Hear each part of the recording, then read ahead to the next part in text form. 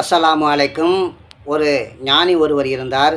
அவர் பசிக்கும் போதெல்லாம் அல்ஹம்துலில்லாஹ் என இறைவனுக்கு நன்றி செலுத்துவார். சீடர்கள் இதை ஆச்சரியமாக பார்த்தார்கள். ஞானி அவர்களே, சாப்பிட்ட பிறகுதானே அல்ஹம்துலில்லாஹ் என நன்றி சொல்லி இறைவனுக்கு நன்றி செலுத்துவார்கள். நீங்கள் பசிக்கும் போதே அல்ஹம்துலில்லாஹ் சொல்கிறீர்களே, இது என்ன விஷயம் என கேட்டார்கள். அப்போது அந்த ஞானி சொன்னார், பசி என்பது மனிதன் ஆரோக்கியமாக இருக்கிறான் என்பதை காட்டும் அறிகுறியாகும். ஒரு மனிதனுக்கு பசிக்கவில்லை என்றால் அவன் உடலில் நோய் இருக்கிறது என அர்த்தமாகும். ஆகவே இந்த ஆரோக்கியத்தை தந்த இறைவனுக்கு நன்றி என நான் பசிக்கும்போது அல்ஹம்துலில்லாஹ் சொல்கிறேன். சாப்பிட்ட பிறகு என் பசியை தீர்த்த இறைவனுக்கு நன்றி என அல்ஹம்துலில்லாஹ் சொல்கிறேன் என கூறினார். நபிகள் நாயகம் ஸல்லல்லாஹு அலைஹி வஸல்லம் அவர்கள் மூமின்களின் ஒவ்வொரு செயலும் ஆச்சரியமானவை என கூறினார்கள்.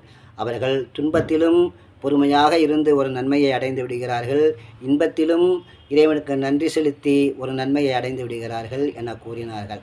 ஆகவே அத்தகைய நற்பண்பு மிக்க நல்ல மக்களாக நாம் வாழ்வோம். அஸ்ஸலாமு அலைக்கும்.